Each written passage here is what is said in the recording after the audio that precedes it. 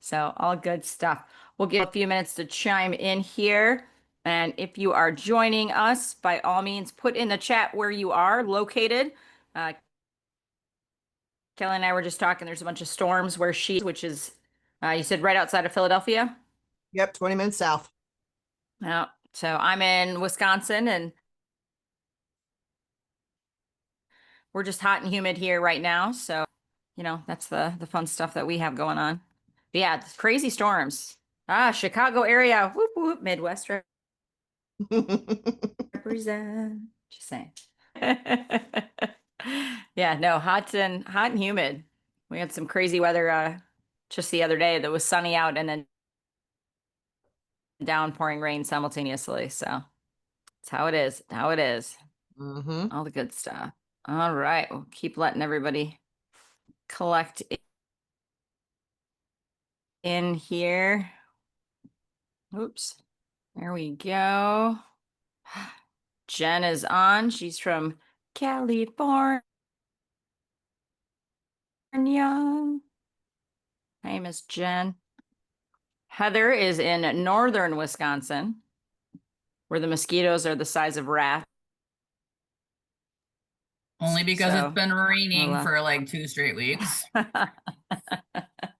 That is how it goes. That is how it goes. Absolutely. Absolutely. There we are.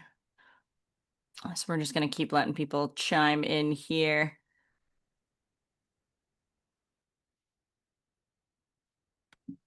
Tuesday night fun. Yeah, we could go to hell for a cool off. You are correct, man. It is 100% humidity and 87 degrees. So it's hot. Yeah. My daughter was talking, Mom, we need a pool. I said, oh, I'd really like a hot tub to sit in the winter. And she goes, yeah, we don't want a hot tub now.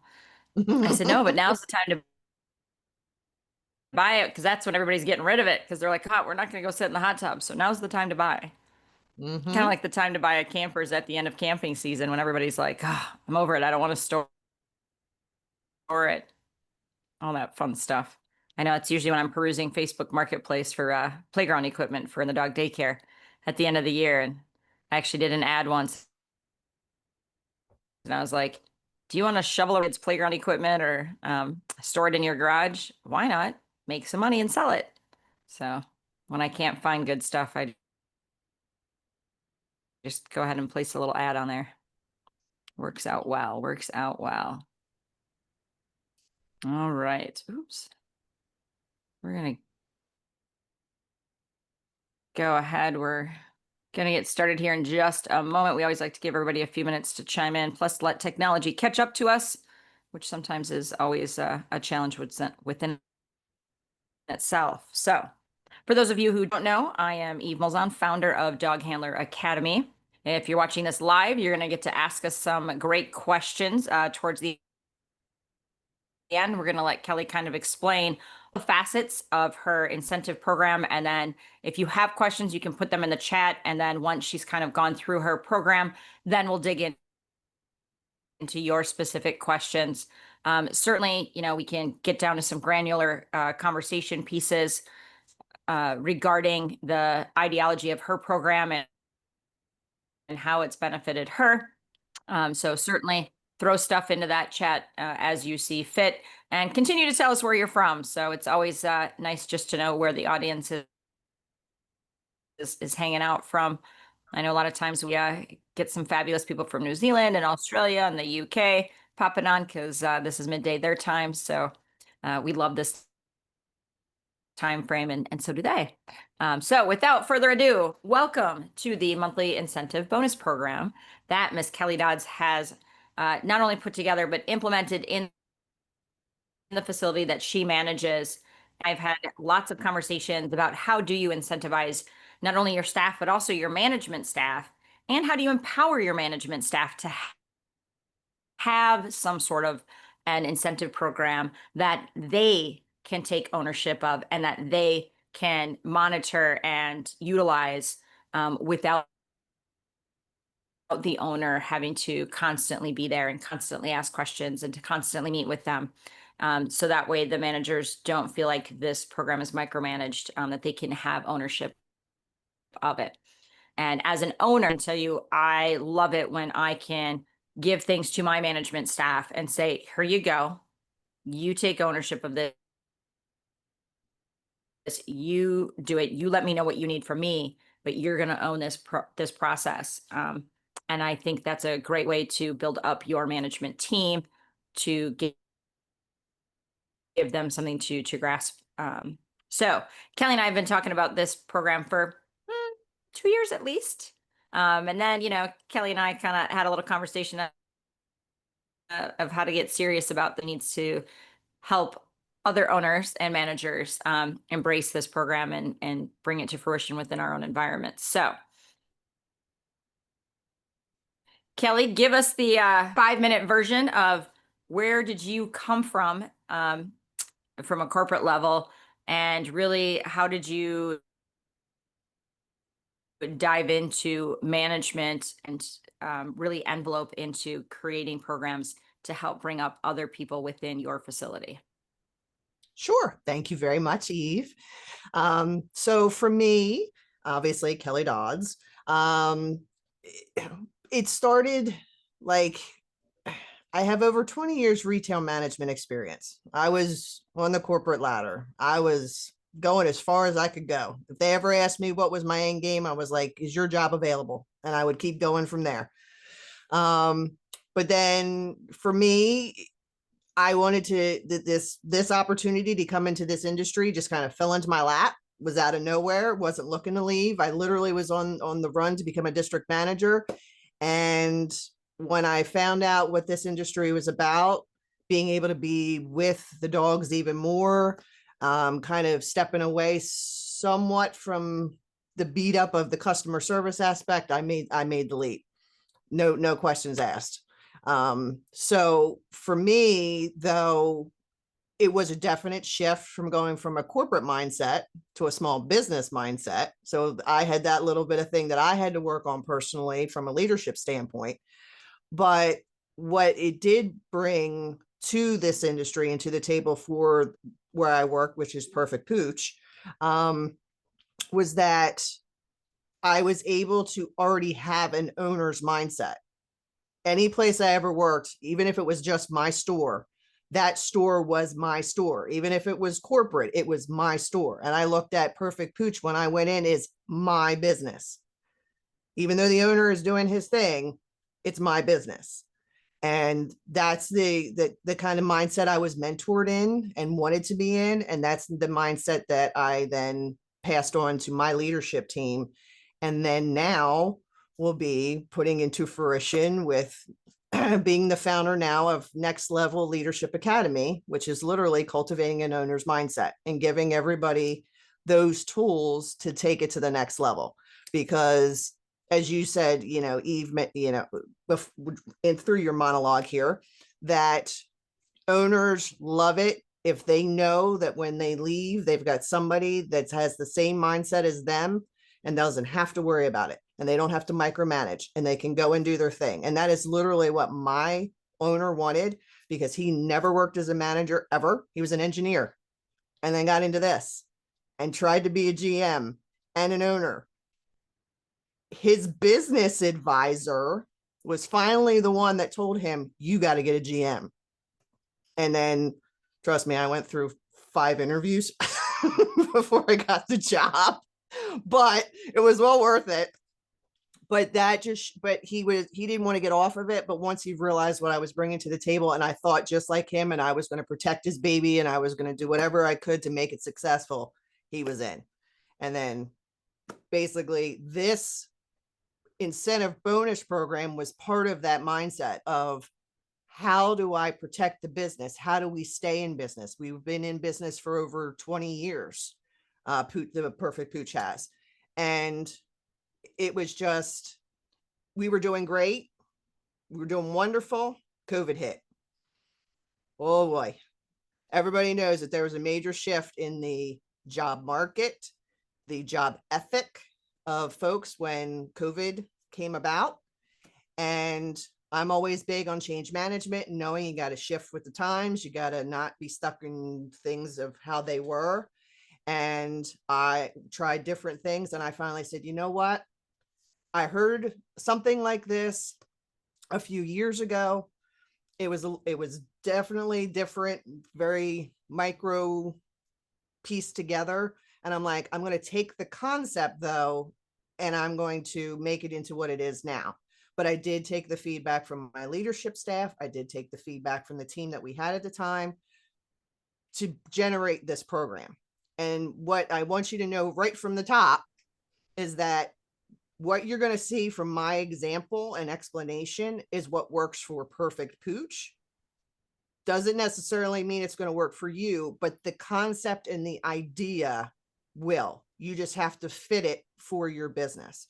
And the few that I have done a little consulting with about this specific program, that's what we've talked about, is that you need to tailor this to your business.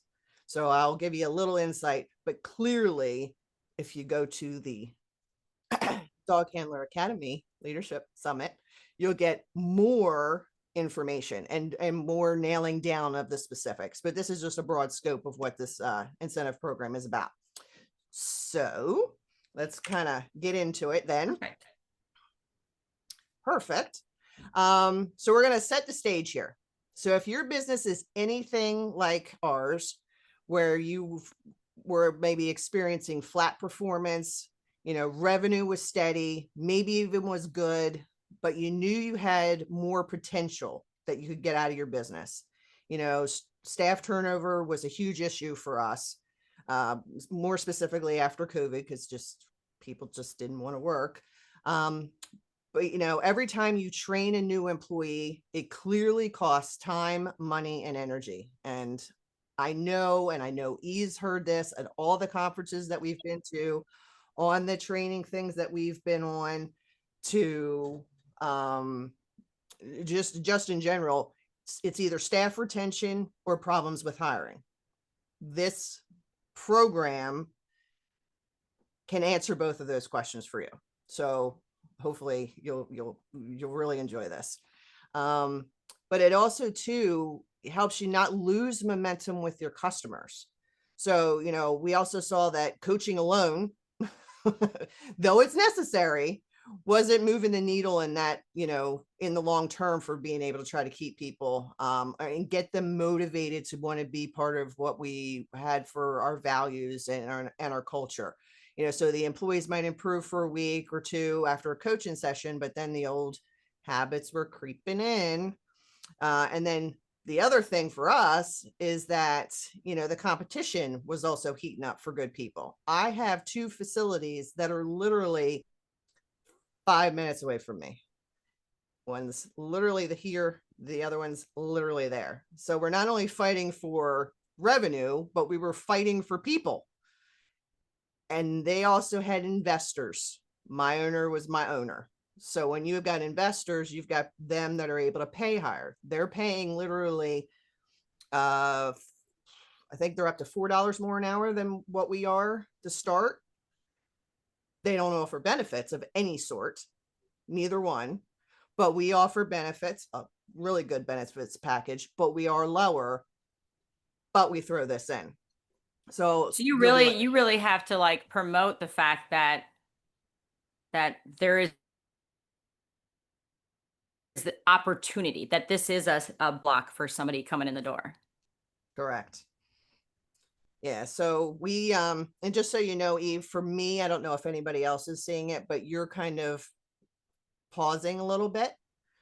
Just so if I delay, that's only the reason why, because for you, you're delaying a little bit for me.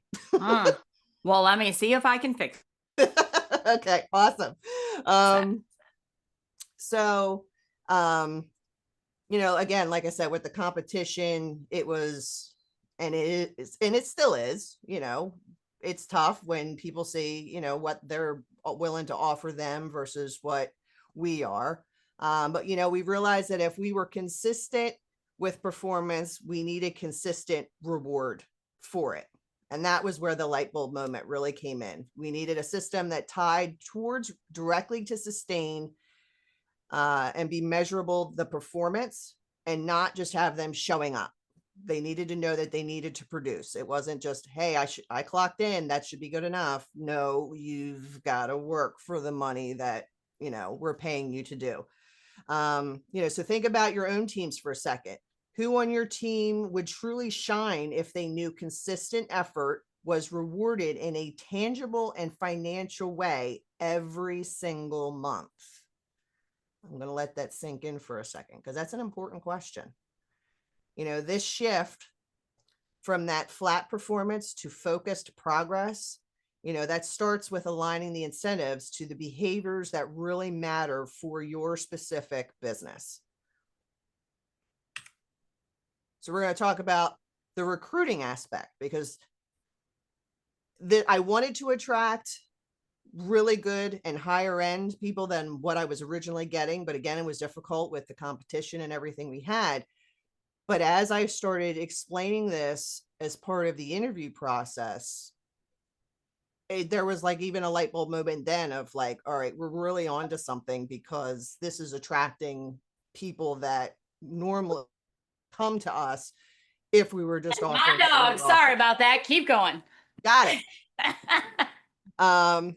So, we all know that like today's employees have their choices. They're not just looking for a job, they're looking for a workplace where they feel appreciated and where they see a clear path for growth and reward.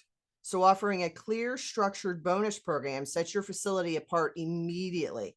When you're interviewing someone, you can say, here's how you can earn up to $2 more an hour every month. And here's exactly what you need to do to get there. It changes the conversation from passive to active. So instead of employees just saying, what they get, they start asking what they can do to earn more. So you're attracting people who are performance minded and want to be part of your winning team. We saw an immediate boost in our applicant pool quality, once we implemented this, and people started to refer even some friends, family members. Some of that we had to say no, but they were like, this is really awesome. Because they recognized, that they were going to be rewarded consistently for their work. So another kind of reflection for you guys that I want you to ask yourself is, how could a stronger recruiting message impact your staffing headaches? And what would it mean to have a line of people waiting to join your team because they knew it paid to be excellent? Not be paid to do the job, paid to be excellent. And my light just went.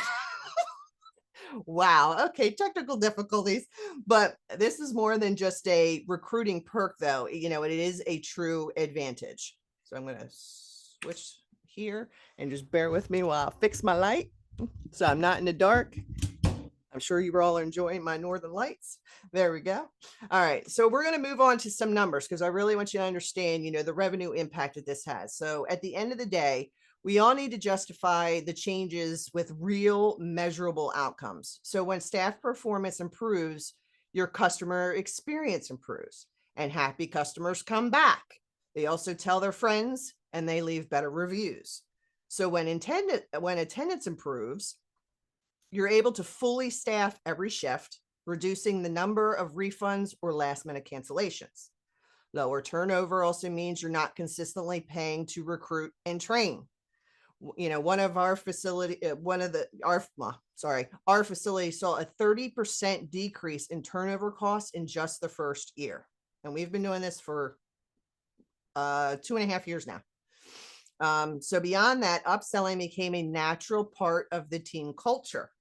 When people know they're rewarded for strong performance, they step up. They sell those extra services, the kennel baths, the enrichments, training, grooming, all of that. They pick up additional shifts and they cover each other more willingly when somebody calls out or wants to swap shifts. It's just a ripple effect that starts with accountability and ends with stronger, more predictable revenue. So consider this scenario. You have 10 employees. If each improves retention and upselling enough to bring in enough, or to bring even $200 per month, That's an extra $24,000 annually without increasing your marketing spend and raising your prices. Let me say that again. 10 employees, $200 more per month for $24,000 annually without spending more in marketing or raising your prices. I wish I had my little explosion going on right now. But so pause and think about that. Maybe you could take that extra money, invest in facility improvements, new training programs, team celebrations, opening a second location. The sky's the limit. For us, what we've done with that additional income is we've finessed this program even more in the time that we've done it, because it's a fluid document, which I'll get into more once I show you the example. But we've been able to put in an ERP system. We've been able to upgrade our HVAC system. We put soundproofing in, all stuff that we like pipe dreams that are now becoming reality because of this. So that's the true power of aligning incentives to be able to get these type of outcomes. So we're going to break down how this program functions. So each staff member in our program, what they do is they have the opportunity to earn $2 more an hour. Now, that is during our slow period. During the summer and November and December, they have the opportunity to make $3 more an hour, because obviously that's our busy season. That's when we're working. We're locked and barreled. If you guys don't know our facility, we can do 130 dogs a night plus daycare. So, we've got a lot going on. But if they worked, like say 160 hours in a month, that can add up to about an extra $320 on their paycheck. Not as a one-off bonus, but it can be a consistent, predictable addition if they meet their performance goals. So these goals could cover attendance, coaching records, sometimes even specific metrics like upsells and service add-ons. It's whatever. As I looked at it when we were putting this program initially together, and I sat with the owner and I sat with the leadership team, I said, we need a way to stop the bleeding of money going out and figure out how we can bring and generate revenue in without, again, having to try to like raise prices outrageously. And that's what I tell everybody about this program when I say it's got to be specifically about your business. What our hurts were are not necessarily the same for you. And we've changed the goals in this incentive bonus, I think probably 6 times now, because once we nailed something, we took it off and we put another thing on. And sometimes it shrinks with the amount of goals that they have. And then other times it may go back up because we're now doing new things. And also for this, you do it different for each level. So I have my base staff that has their goals. Then I have my, like what I would call my reception lead and my big yard lead. They have their goals. Then I have my shift leads. They have their goals. My management team, their goals. Assistant manager has hers and I have mine. Yes. All the way up to me, there is the incentive bonus, because I look at it as I have to hold myself just as accountable as they do. So that's why it goes up like it does. So, the bonus for us, how we do it is we pay it out the second week of the following month. This ensures that the performance stays top of mind and provides immediate feedback, which is essential for behavioral reinforcement. That's important because that means we don't do annual reviews or annual raises. This is their review and this is their considered raise because it's the bonus. So every single month they get sit down, they get talked to about their performance, the good, the bad, all of that every single month. And it's consistent every time. And it goes down from there. I do my assistant does my managers break it up between the rest of the team. There are no partial bonuses. You either meet the expectations fully and to earn the bonus or you don't. This keeps the system simple and fair and prevents anyone from coasting partway through. But it's also if anybody leaves, whether it's of their own fruition or I've had to let them go, they don't get a partial bonus either. So imagine a shift in the mindset of your team. Rather than focusing on just making it through the shift, the staff starts thinking, how do I maximize my performance today so I can get my full bonus? Another moment. Okay, so this turns everyday tasks into opportunities for growth and reward. So who qualifies? Well, again, this is going to be based off of your specific facilities. But for us, how we broke it down for eligibility was that, it's critical. You got to make sure that the system feels earned and not handed out. So only staff members who have completed their 90-day probationary period are eligible. The first 90 days, though, they're setting up their foundation, and that includes developing good attendance habits. They can't have more than one call out or 2 tardies. And if they exceed that, then they'll need to wait an additional 90 days before they can qualify. So let me state that again. 90-day employees for us, they can't get, basically, we're on a point system. They can't get 4 points. If they get 4 points, even if they make it past their 90-day probationary period, they can still work for us, but they won't get that incentive bonus opportunity for another 90 days. But they also have to learn how to do a They have to be able to supervise a small dog yard by themselves. And they have to have all of their DHA training done before the end of their 90 days to also qualify. So it's setting them up to understand and already get them in that mindset of reaching goals to be able to get to the next level. And it also empowers new team members to adopt strong habits early instead of, waiting to clean it up later. Yeah, we've all been there, done that. How much stronger would your culture be if every new hire understood that great attendance isn't just expected, but essential to earning more? And how would it feel to have fewer conversations about tardiness and more conversations about growth and performance? So setting clear expectations up front reduces future headaches and builds high accountability from day one. Right. So this is what it can look like. So I had kind of sent this to Eve. She was like, I can't see the thing because there's more to this. So it's broken down into 3 slides. So just kind of bear with me. But this is an example of what our incentive program looks like. So as you can see, we have attendance. They have to work on their dog Olympics, making sure that they're doing the recall, gait work, and group sit. Then that's their individual piece towards the incentive. Then they have their performance piece. So that's literally like the old annual reviews. It's just based off of their performance. There's that piece of it. Then what you see next with, the company having company receiving 5 or more reviews, having 5 or more add-ons per day, no more than 5 dog incidences for the whole facility per month. That means costing us vet bills.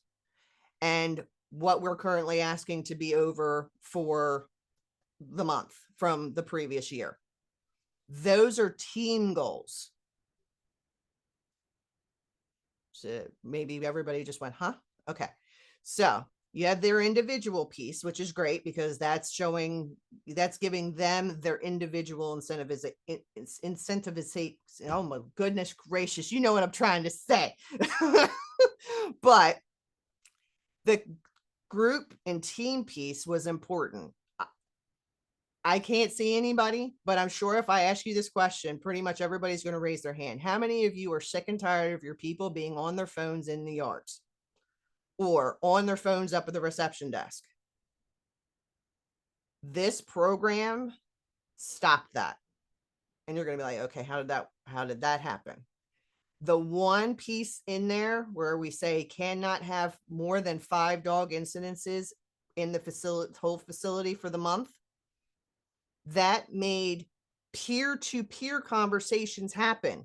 So instead of me having to say, get off your phone, stop getting on your phone, that type of thing, now it was their coworker saying, hey, you need to get off your phone. I need you to pay attention to the dogs, doing your job, because you're affecting everybody's bonus by what you're doing.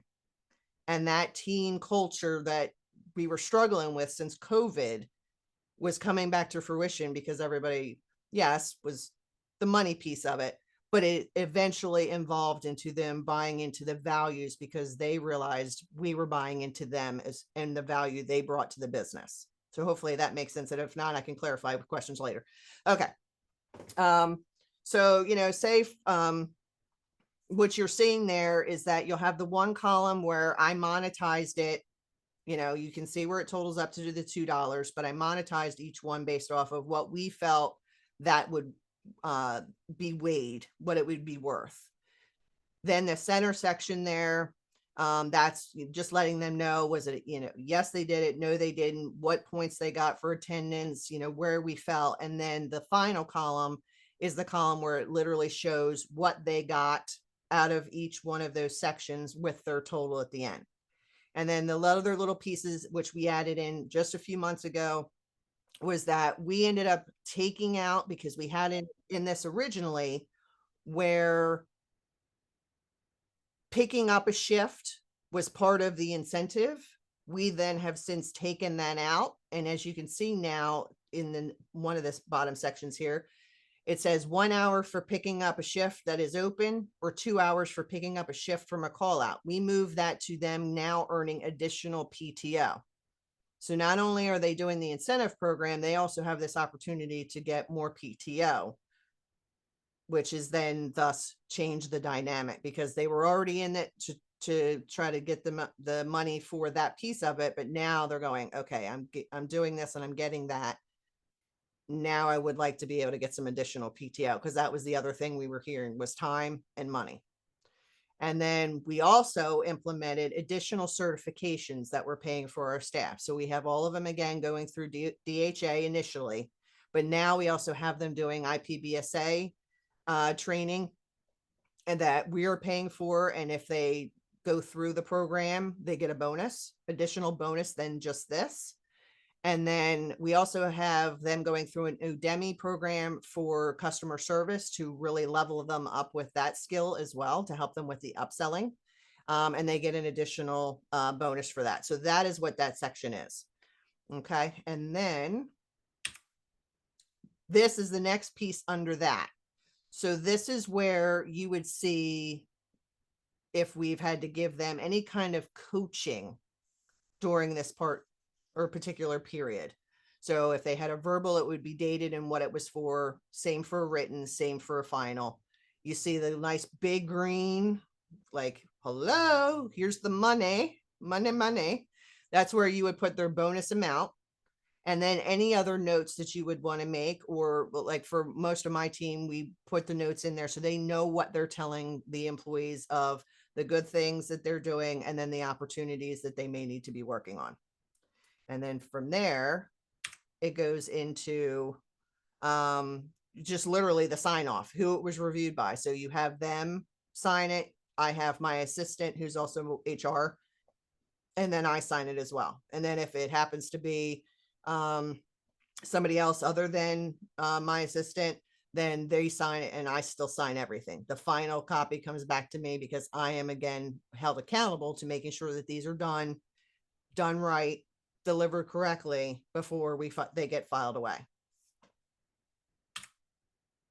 So the coaching impact to this is the part where, and the other reason why this kind of came into fruition was I was tired of coaching folks and just looking at myself going, I'm putting a piece of paper into this filing cabinet and that's it. And they're not really feeling an impact from that, especially since COVID. I was like, there's got to be a way to have it hurt, so to speak, when there is a coaching. So, the program for us had to have clear consequences tied to the coaching. So if an employee receives a verbal coaching, their bonus for that month is reduced by 50 cents per hour. Whatever they earned goes down 50 cents. And then if they receive a written coaching, they lose the entire bonus that month and they're frozen out for an additional month. And then a final, which of course at that point, they need to worry about just keeping their job, that it results in a 3-month freeze from the entire program. We had people test us the first 2 months we put this into effect. When they realized we were going to hold true to this, testing has not happened since. Even with new employees coming in, they may have thought about it, but once they had conversations with their peers and realized, oh no, they're serious, they don't play around with that. So why is it important? Because it reinforces that high performance isn't just about numbers. It's about behaviors and attitude. This also reduces repeated conversations about the same issues, which I'm sure we're tired of doing. And employees know upfront a slip in performance has a direct, immediate impact on their pay. So imagine the difference. Give me a second. I'm not sure why my screen kind of froze on me here. There we go. Instead of constant reminders that small infractions, instead of constant reminders about small infractions, you simply refer to the program and its consequences. The system speaks for itself. So ultimately, it empowers leaders to coach more effectively and shifts ownership back to the employee. They're not being punished. They're experiencing the natural consequences of their choices. Let me state that one again. They're not being punished. They're experiencing the natural consequence of their choices. And trust me, they do get it. All right, so we are coming to a kind of a close on this. I do want to leave you with some actionable next steps. First, think about how this program could fit into your unique facility. What are the key behaviors and outcomes you need to reward? Next, consider piloting it with a small group of employees first, which is what we did. This allows you to test and fine-tune before a full rollout. Make sure you create a clear, easy to understand documentation and visuals for your team. We did this at a team staff meeting when we went to do a full launch. People need to see it and understand it at a glance. And then communicate expectations clearly and revisit them often, especially during staff meetings and one-on-ones. And then obviously, finally, make sure you join us at the DHA Leadership Summit for the full 1 hour workshop. This is where we're going to really dive deeper into creating the customized goals, handling expectations, and measuring success long-term. So ask yourself, are you ready to move from flat performance to focused progress? And are you ready to transform your team's mindset and build a culture of accountability and reward?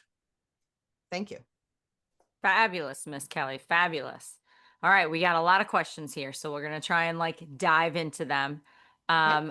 One, I think, because it just pertains to what you just said, because as you stated, this is not a punishment. This is just a consequence of actions. And then you said, make sure you have a policy on it. So when you created the policy, is the policy different for your full-time staff versus your full-time staff versus your supervisory staff? Or is it everybody has an opportunity for the bonus structure? It's just what it takes to get to that bonus is different based on who they are within the business. Correct. So the policy, when we wrote that was a policy straight across the board that even included myself of what the expectations were. The difference in the policy was, what did that mean for full-time employees? What did that mean for part-time employees? What did that mean for the 90, in their 90-day employees and out of that? That was where the difference came in. But where it does differ is the goals that they have to meet is what's different for each level. Perfect. And that makes sense. Right. Because your management, your supervisory staff goal would be slightly different than somebody who's 90 days into your facility. So perfect. What do you consider to be an incident? So you kind of talked about, not more than, I think you said 5 incidences, which requires vet bills. So for you guys, like when you say incident, just give us some examples of like, what could we say is an incident? So that would be anything that requires a vet visit. So that would be, God forbid, a fight, an altercation that has an injury, or illness, that for us that we have deemed, okay, that came from us. That's what we talk about, because that's, for us, that was money bleeding out of the business. That's money we're paying out for vet bills. Well, we need to stop that, because that's money that could be going elsewhere. If you're all just basically doing the things we're asking you to do, then we don't have to worry about it. And it's not like we were outrageous by any means. We've never had, huge incidences. It was just the fact it was this dinking and dunking and stuff that it was like, we got to stop the dinking and dunking. But it was also too with the philosophy of going back to the phone, knowing that that was going to be curtailed in there with that piece of it, to get them to pay attention to the dogs and not freaking social media. Sure. Yeah, no, absolutely. Yeah. So as an example, if a dog is tagged in the system and it's on their boarding sheet, no blankets, and because somebody wasn't paying attention, gave them a blanket, they ate part of the blanket, threw it up, required a vet visit, that would count then as one of your incidences. So it's, and then at the same time, so the dreaded word, I'm going to knock on wood when I say it, canine cough. So is canine cough counted as an incident, or is that just an is what it is? So funny you mentioned that, because this is the first time that this has actually come up for us, because we've had like random cases and stuff like that. Sure. We are actually, in our area as a whole right now, we are getting slammed with kennel cough. I mean, vets are even telling them don't go to dog parks and things like that. The only reason we had it come into our facility was because the owner dropped the dog off, wasn't showing any signs, and then 2 days later says, oh, by the way, their housemaid has kennel cough. Too late. And it's just progressed from there. I mean, knock on wood, it has not been outrageous. We're still fully booked for 4th of July. We are very transparent with our clients. It's, letting them know what's been happening. They're just like, we got to go on vacation. Yeah, and it is what it is. Yeah, and we up our game with that type of stuff.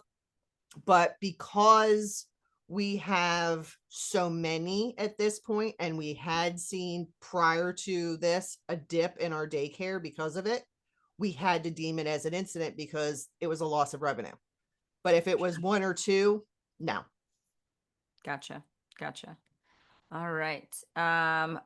How are you keeping track? So like, are you using Slack or Trello or an Excel spreadsheet? Like, how is this information being tracked? So each one of my managers has their own piece. So if we're talking about, let's say the dog Olympics piece of it, my yard manager has spreadsheets where people actually have to sign off their name and time. So I can spot check in the cameras to see if they actually did it. That he has to do weekly, and he is held accountable to make sure that they are doing it. So if they're not doing it, he doesn't get his bonus, and they don't get their bonus for that point. So they have theirs. My front desk reception person, they're being held accountable to hiring training new staff up front. I should say it's my reception leads, my big yard leads. They're being held accountable to training new employees that are coming in, and they have sheets that they have to fill out showing that, they're training them on these specific things. But my front desk manager is being held accountable to make sure that is getting done. So that's how what we were talking about is the different accountability factors for the different levels. Sure. So you had talked about how this has really kind of replaced annual bonuses, but how do you get your base pay still moving forward? So as you had talked about, somebody said our staff are all at different hourly rates because of how long they've been with us. So when do you still give that hourly rate bump as a static? and then build up upon this. So are you still doing some form of an annual raise or bi-quarterly rate? Like, how do your raise systems work for your base salary? Gotcha. So obviously they can get promotional increases. So if they, get promoted to different positions, and when we promote nicely. We do at least the minimum we promote at is $2 more an hour, Oh, wow. because we look at it as, okay, you've done this, you've gone through, because each person, when they want to move up, they have a 90-day probationary period in that of training before we then give them that position and then give them the money. So for us, it's just rewarding them for doing a great job and saying, okay, now here's the additional responsibility. So we don't do like retail where it's, yeah, here's a higher level position with a lot more responsibility, but you're getting 50 cents. You're Right. kidding me, right? Or that 2% raise, which is like 9 cents, right? Yeah. I love that. No, so we do promotional increases, very, very well. But asking about that as far as the annual increases, we call it an inflation increase. We don't call it an annual raise. We call it an inflation increase, because we're basing it on literally this past year in January when we did it. We looked at what's the national average for inflation, and Sure. then we matched it. And that was Nice. what their increase was. Okay. No, that works. That works. And then what tool are you using for customer service training? It's called Udemy. Udemy. Yes. And they run great Black Friday sales, by the way. Just saying. I use them as well. And what I do is I cheat the system a little bit, and I purchase it using one of our email addresses for work. And then I set up a generic password so that way then all my staff can just log through it. And then because your staff come and go. And so that's the way that I use it. But yep, I buy that as well. Yeah, and if they ask me which one do they go through, it's a very lengthy title. I don't remember off the top of my head, but that is something that I can give the information on. But I did a lot of research, because again, I'm very picky on customer service, having coming from the retail side of things. Right. So I was like, I'm looking for something specific, and that's what it came up with. And it's 8 hours long. Gotcha. Yeah, no, we're working on when people say, thank you so much for taking care of our dog, we say, my pleasure. So we're working on the my pleasure piece to it. So yeah. How do you factor customer complaints? Is that considered an incident, or do you have a ding for that somewhere in your program? We originally did. We took it off. Mm, And we swapped it with the customer review, because, okay. yes, you're getting the dings, but I don't want them to focus on, oh, let's not get dings. No, let's focus on how can we get customers to leave us reviews. And Love it. their goal for that too is that they can get an extra little secret bonus to that section if they're called out by name. Beautiful.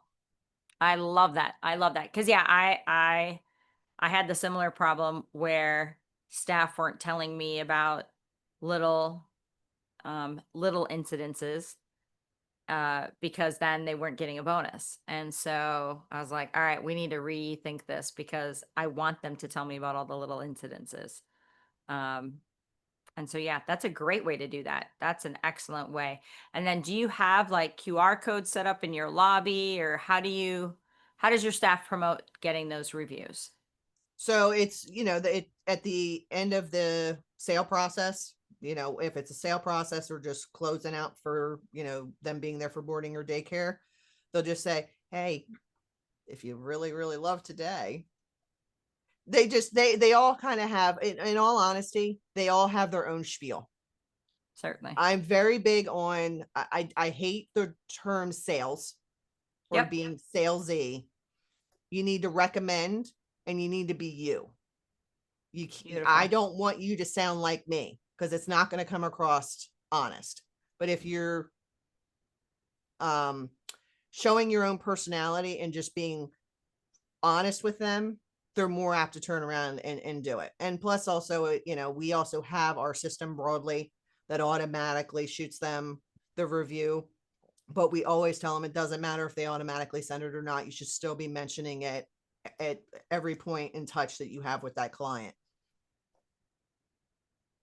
Gotcha. No, that's beautiful. Love it. So we talked a little bit about this. How do you handle upsells? AKA, does every staff member try upselling? And give us a couple examples of what that looks like.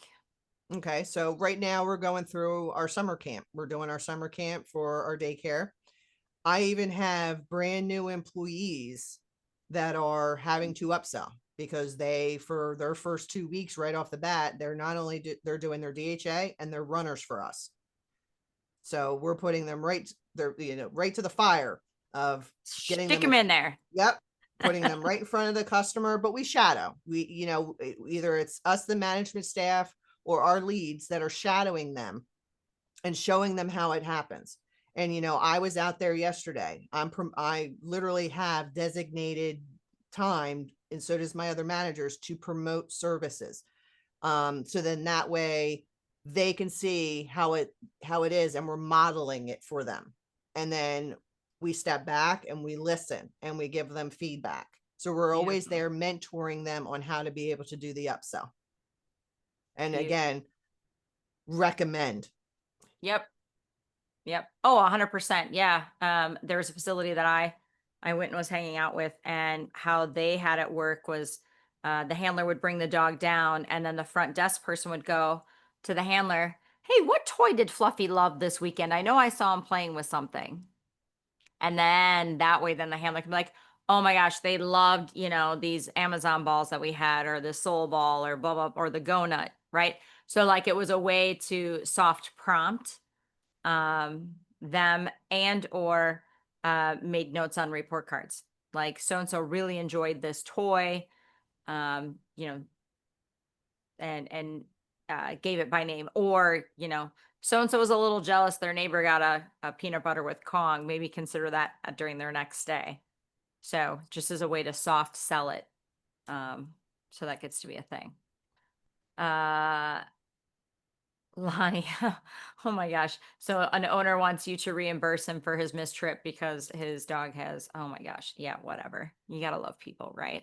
Gotta love people. All right. Ooh, Michelle, we are going to let her unmute. She is going to ask you a question. I know. So Michelle. it's in depth, I'm guessing. It happens. It happens. All right. Heather can go ahead and unmute Miss Michelle. Go for it, Miss Michelle. What you got?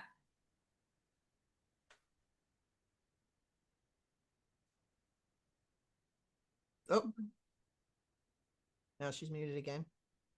Oh, we got to unmute you again, Miss Heather.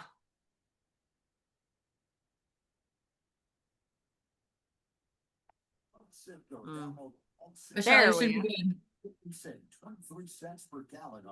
All right, Michelle, you can talk away. You are unmuted. Scoreless in Pittsburgh, Cardinals and Pirates, all schemes, 5 scoreless in the Uh-oh. Top of the 7th, Can you video fire too? Maybe she had to step away. They're delayed in the top of the 4th at Fenway. Red Sox on top of the Reds 2-1. It's raining in Boston. Oh, now she's muted again. Field where the top half Technology is great. Let me tell you, I'm not sure what was going on with my Wi-Fi, so I had to move into a different part of my house. Oh, Michelle's mic's not working. Dang it all. All right, well, you got to type then, girl. You got to type. All right, so while she's coming up with that, I had some more questions. So you were talking about they would lose. So if there was not coaching, but the next one, an infraction, that they would lose the bonus for that month and then be frozen out for the next month. What do you mean by frozen out? They would be ineligible. Okay. And then, so really then they would only be eligible then for that third month. Correct. Okay. And then who is tracking all of this, and how long does it take? Very good question. So again, my management team has their pieces from this that they have to do the reporting on. So it doesn't fall on the assistant and myself. Okay. They then had to, so here's the prime example. This past Sunday was the end of June's incentive month. This week, I am doing the reporting for that. That being said, it literally took me 4 hours and I was done, because they are providing me everything that I need. And now I am just going, okay, here's so-and-so. I go do, and done. Cause I handle the scheduling piece. So I already have it tracked as far as points and everything else. And then they provide me and I'm just putting it in. My assistant manager is the one that handles payroll. So she has her spreadsheet that she's doing, tracking the hours.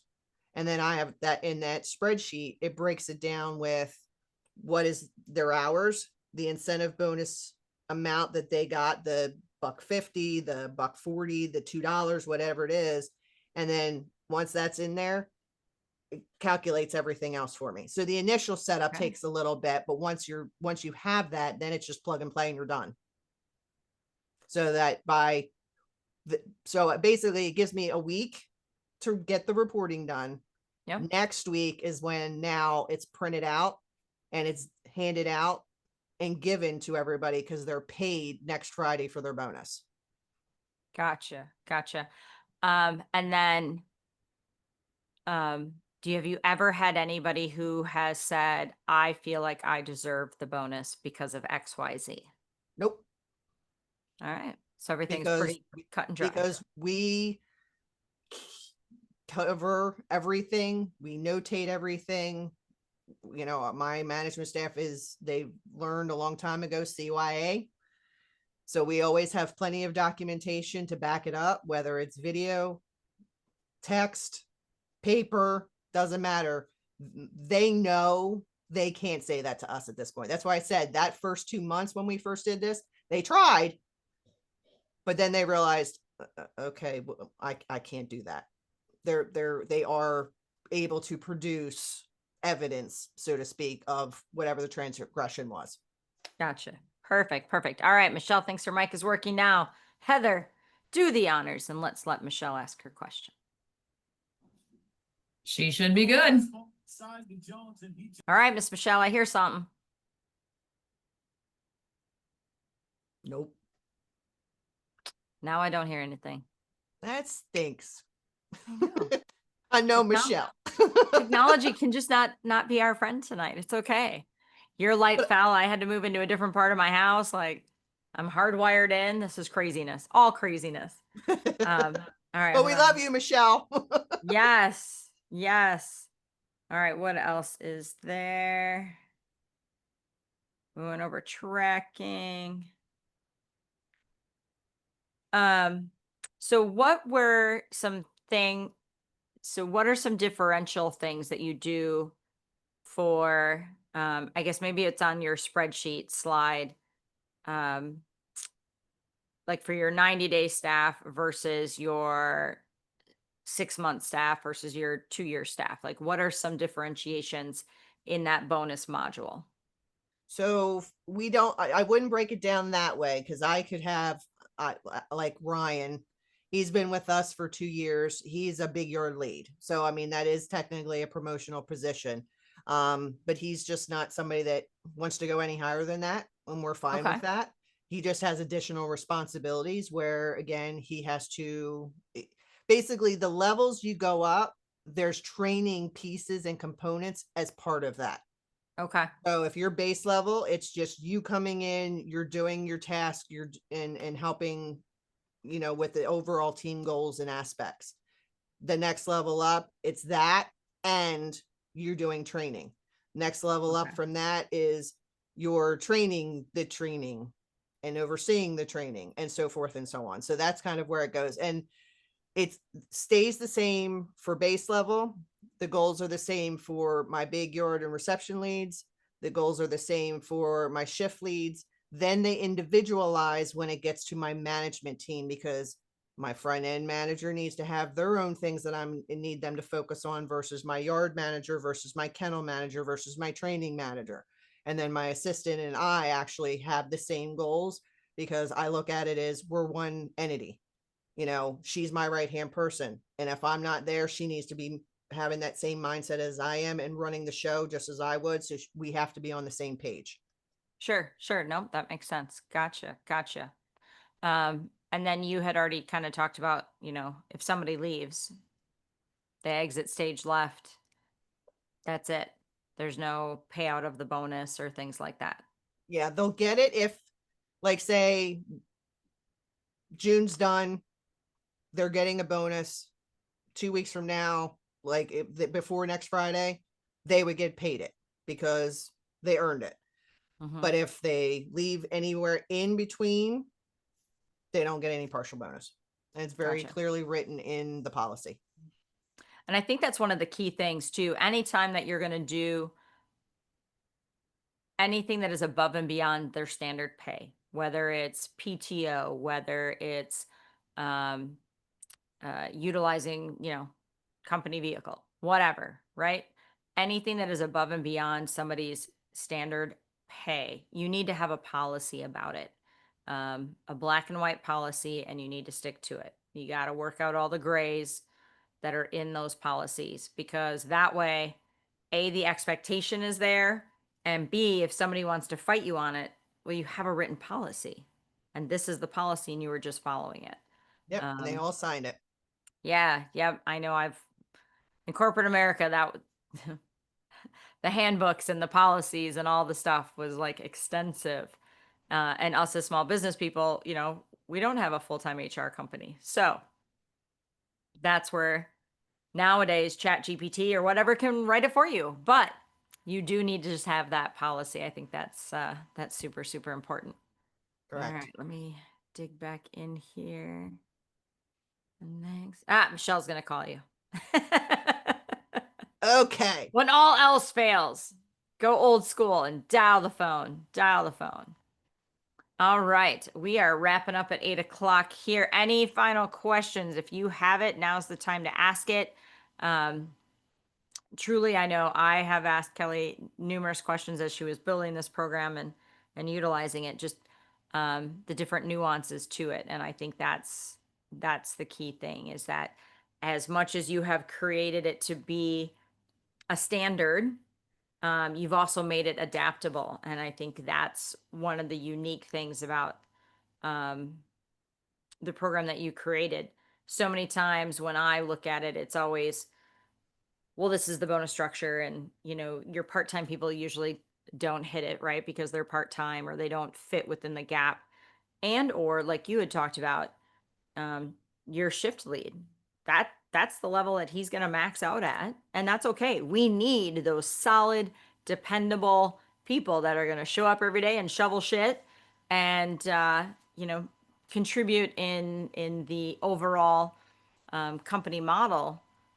Not everybody wants to be the leader. Not everybody wants to step into the limelight. Not everybody wants to talk to clients at the front desk. And that's okay. So creating a structure, a bonus structure for those people who are comfortable in the role that they play, but you still need to figure out a way to reward them and to offer them small challenges, so to speak. So I do really, really like that about the program that you have created for your staff. I think that is one of the key things that sets you apart. So good job. Thank you. You're welcome. All right. So other than attending the DHA Leadership Summit, where you are presenting, where else can people find you or get in touch with you? So right now, you can go to the Perfect Pooch website. You'll see my face and my email address, but it is Kelly, Kelli .Dodds, DODDS at perfect-pooch.com. Soon that will change, because we'll do the whole full launch of the Next Level Leadership Academy, and there'll be all that happy hoo-ha. But yeah, you can just get, the easiest way is that you can also try to on Facebook. I do a lot of messaging through Facebook. Eve, you sent me a lot of people messaging me on Facebook. It is perfectly fine. I have always been in the mentality of wanting to help others. I don't like keeping things like, oh, this is mine, this is it, this isn't going anywhere else. And if you know me, I know Michelle knows me, I've put out plenty of information about the summer camp and how successful it was, and needless to say, every freaking person around us in our area is now doing summer camp. But it is what it is. It's how you do it, how you set it up, how you promote it. I mean, we're doing crazy movies from it. I mean, it's all awesome. But I just look at it as, there's enough dogs to go around, so let's just share the love, share the knowledge. And that's just how I've always been. And I appreciate you, Eve, because you're of that same mentality. You don't hold things close to the vest. You love to be able to share that knowledge with everybody. Yep. And that's really it too. It's we all learn from each other, and it's much easier to raise each other up than it is to put each other down. So 150%. So on top of coming to the DHA Leadership Summit, so that way you can actually sit down with Kelly and have an intimate conversation. If you are like, what am I talking about? Well, our Leadership Summit is in, see, I had to even look it up, right? All the good stuff. It is on our website. You can find it on our Facebook page. It is definitely somewhere that you need to be. It is all about digging into your business and becoming more profitable and more efficient. And this is definitely one of those ways that fits into that becoming more profitable, because instead of just willy-nilly throwing money at staff, trying to hire them, trying to train them, and then having them walk out the door, creating a way to continually incentivize them to create that good culture is super, super important. Yep, so it gets their buy-in. It absolutely gets their buy-in. That's perfect. So we absolutely love that.